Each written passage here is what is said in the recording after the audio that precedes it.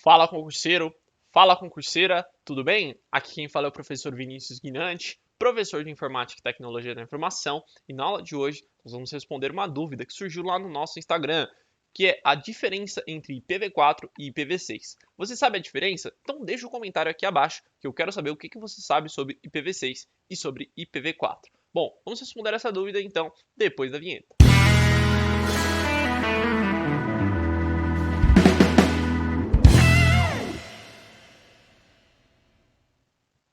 Muito bem, então, pessoal. Antes da gente começar, eu gostaria de fazer aquele pedido. Se você ainda não é inscrito aqui no canal, já se inscreve aí embaixo, tá? Também deixa o like nesse vídeo e também comenta aí se você tem alguma dúvida, quer que eu traga a resposta aqui no vídeo, a gente pode fazer isso sem problema nenhum. Ou então manda lá no meu Instagram, que eu também faço um vídeo aqui respondendo essa pergunta aí para vocês. E também não esquece de ativar o sininho para receber as notificações, beleza? Bom, então galera, vamos lá para os slides e vamos falar aí sobre IPv4 e IPv6. Antes da gente começar, pessoal, eu tenho aí dois recadinhos rápidos, tá? Aproveite aí o nosso curso de resolução de questões de informática e tecnologia da informação para carreiras policiais, focados aí no DPEM, Polícia Civil do Distrito Federal e Polícia Federal. Atualmente nós estamos no primeiro lote, mas aproveite que ele vai só até dia 25 de nove de 2020, tá? O número de vagas é limitado, ou seja, quando acabar as vagas, nós encerramos aqui o primeiro lote. Então, entre em contato conosco lá pelo Instagram, prof.viniciusguinante, e garanta já a sua vaga, tá bom? O curso vai ser no dia 10/10, das 8h30 até as 5h30. Então, aproveite, já reserve a sua vaga logo antes que acabe, beleza? E o nosso segundo recado é sobre o nosso novo curso em parceria lá com o Qualis Concursos, sobre análise de informação para o ISS de Aracaju, tá? Também vale aí, por exemplo, para você que está estudando para o TCE do Rio de Janeiro, ok? Bom, é só você usar o nosso cupom de desconto VINI10, tá? Também vou deixar o link aí na descrição do vídeo, tá? Esse aqui é o edital do curso. Se você está interessado, é só correr lá e garantir também o seu acesso, beleza? Muito bem, pessoal. Vamos então falar hoje sobre o protocolo IP, né? O protocolo IP ele é um protocolo que costuma cair bastante em prova, tá? Devido aí ao seu uso, o seu grande uso na área de TI. Tá? Então, por isso, as bancas gostam bastante de cobrar esse protocolo. Vamos ver algumas características dele. Primeira coisa, ele é responsável pelo endereçamento lógico dentro das redes. Tá? Então, qual que é a diferença? O que é esse tal de endereçamento lógico? Todo dispositivo, né, vamos pegar aqui um celular, por exemplo, ele tem uma coisa que nós chamamos de endereço físico. Tá? Nós, também traduzindo aí, seria o tal de MAC address. O MAC address ele se encontra aqui na camada de enlace do modelo OSI. Tá? Nossa, professor, eu não sei o que é modelo OSI. Nós ainda não temos vídeo, infelizmente, sobre isso aqui no canal, mas também eu precisaria de uma aula para explicar isso para você. Então, se você quer saber o que é modelo OSI, se você quer saber o que é modelo TCP/IP, comenta aqui embaixo que eu faço um vídeo somente explicando isso aí. Ou então me manda lá no Instagram que eu também posso fazer isso aí, beleza? Bom, e aí, eu gosto de dizer aqui que o MAC address ele é como se fosse o RG do dispositivo, tá? Então, toda vez que um celular, um tablet, um computador, né, que possuem aí sempre, cada um possui MAC address sempre diferentes, tá? Não existe MAC address igual. Eles se conectam ali ao mesmo, a uma rede, tá? Então, por exemplo, vamos colocar aqui que eles estão se conectando a um Wi-Fi, tá? Então, Wi-Fizinho aqui. Então, que esse celular ele se conecta aqui ao Wi-Fi então. Então ele fez a conexão. Quando ele faz a conexão, pessoal, ele recebe um endereço IP, tá? Que é a forma que ele vai ser identificado dentro dessa rede, tá bom? E aí, esse aqui vai ser a forma de comunicação, tá? Nós dizemos que o endereço IP ele possibilita o roteamento justamente para que uma rede aqui possa conversar com a outra, né? Então nós dizemos que esse roteador aqui ele está conectado à internet, tá? E aí ele no caso, o endereço IP é o que facilita, né, o que possibilita a comunicação desse celular aqui com os servidores da internet. Tá? Então, se não fosse o endereço IP, pessoal, muito provavelmente não existiria internet, ou então existiria algum outro tipo de protocolo diferente. Só é possível essa comunicação entre diversas redes por causa do protocolo IP. Tá? Então, o protocolo IP ele é o protocolo responsável pelo roteamento entre redes e também pela identificação dentro da rede. Tá? Sem o protocolo IP, isso não seria possível. Ok? Muito bem. Uma outra informação que eu gostaria que você soubesse é que o tipo de informação que rola dentro do endereço IP ela é chamada de datagrama, tá? Então, por exemplo, aqui na camada física nós temos o tal do bit, né, que é o famoso 0 e 1. Quando essa informação ela chega aqui na rede, nós chamamos ela de datagrama, tá bom? Nós também temos outros tipos de informações, mas eu não vou comentar nesse vídeo, tá? Depois, quando a gente for fazer aí uma explicação sobre o modelo OSI, eu trago aí uma explicação sobre isso, tá? E uma outra coisa também é que o protocolo IP, ele está localizado aqui na camada de rede, tá? Do modelo OSI, na camada de interrede do modelo TCP/IP, ou também conhecida aí como camada de internet, tá? E também no modelo híbrido na camada de rede também, ok? Bom, visto isso, vamos falar aí então sobre a diferença entre o IPv6 e o IPv4.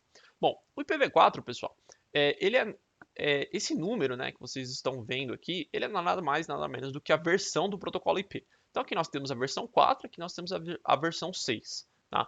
O protocolo de versão 4, ele possibilita aqui, né, ele possui 32 bits, tá? Que são divididos em 4 octetos de 8 bits. Então, aqui abaixo nós temos um exemplo, tá? Então, por exemplo, ó, aqui nós temos um octeto, aqui nós temos outro octeto, aqui nós temos outro octeto, aqui nós temos outro octeto. Cada octeto, pessoal, pode ir de 0 até 255, que são os números que eu consigo endereçar com 8 bits. Mas por que, professor? Bom, daí nós precisaríamos fazer uma aula só de numeração, né? Nós temos 4 tipos de numeração. Nós temos a numeração binária, nós temos a numeração octal, nós temos a numeração decimal, que é a que nós mais utilizamos, e também nós temos a numeração hexadecimal.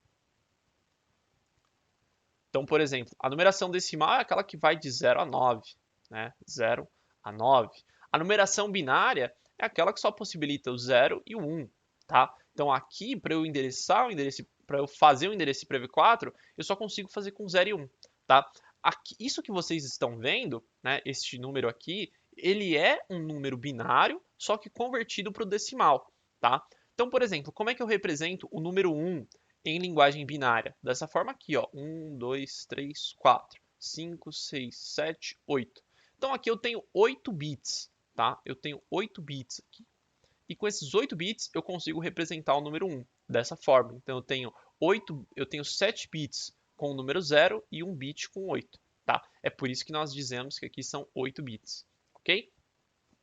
Bom, e aqui, pessoal, também há uma necessidade de NAT, né? O que é essa tal necessidade de NAT, professor? Bom, galera, nós temos aqui no endereço IPv4, nós temos somente um pouco mais de 4 bilhões de endereços IPs, o que acaba sendo pouco, né? Então alguém teve uma ideia de falar assim, olha, vamos fazer o seguinte, dentro das casas, né, dentro das residências, das organizações, nós vamos ter endereços privados, tá? Que foi isso que eu coloquei aqui no slide para você, tá? Então, por exemplo, é muito provável que aí dentro da sua casa, tá? Abra o seu endereço o seu prompt de comando e digite lá o endereço ipconfig. É muito provável que o seu endereço IP do seu computador ele comece com um desses endereços aqui, tá? E ele pode ir até um desses aqui, tá? Outros endereços, tá? Então, por exemplo, vamos pegar aqui o endereço 8.8.8.8. Ele tá aqui dentro dessas classes? Não. Então, esse cara aqui, ele é um tipo de endereço público, tá? Por que isso acontece, pessoal? Porque como a gente tem uma escassez aqui de endereços IPs, né, há essa necessidade de separar endereços privados de endereços públicos. Então, por exemplo, imagina que você tem uma rede aqui privada, né? Vamos supor que essa daqui seja a sua casa, tá? E esses carinhas aqui são celulares, tá? Celulares, computadores, né? Eles possuem um desses endereços IPs privados aqui, tá? E todos esses caras, eles estão ligados lá ao roteador da sua casa, tá? Isso, exatamente, aquele que vem lá da sua operadora, né? E o cara aqui da sua operadora, esse roteador, ele também possui um endereço privado aqui para comunicar com esses outros caras aqui. E na outra ponta, na ponta que vai lá para a internet, ele possui um endereço público para poder conversar aí com outros endereços públicos, tá? Quando nós fazemos essa conversão de um endereço para o outro, é que nós chamamos isso de NAT, ou seja, Network Address Translate, ou tradução de endereço de rede, tá bom? Uma outra informação também que é necessário que você entenda são as classes IPs, tá? Isso para um vídeo futuro, tá? Então, por exemplo, do 0000 até o 127, 255, 255, 255, nós temos IPs de classe A, depois nós temos os IPs de classe B, depois nós temos os IPs de classe C, e os IPs de classe D e IP de classe E, tá bom? E os mais utilizados, tá, pessoal, geralmente aí costumam ser os endereços IPs de classe C, ok? Bom, basicamente, pessoal, dá para a gente aprofundar muito mais aqui, né? Falando sobre endereços IPs, tá? Dá para a gente aprofundar muito, dá para a gente falar aí sobre os cabeçalhos IPs, mas não é necessário para um nível de prova de concurso, ok? Basicamente, você sabendo isso, você já tem um nível aí muito avançado em relação ao protocolo IP. E agora vamos conhecer um pouquinho sobre o protocolo IPv6. No protocolo IPv6, pessoal, o negócio já é diferente. Aqui nós temos 128 bits. Olha a diferença. Aqui nós tínhamos 38, aqui nós temos 128.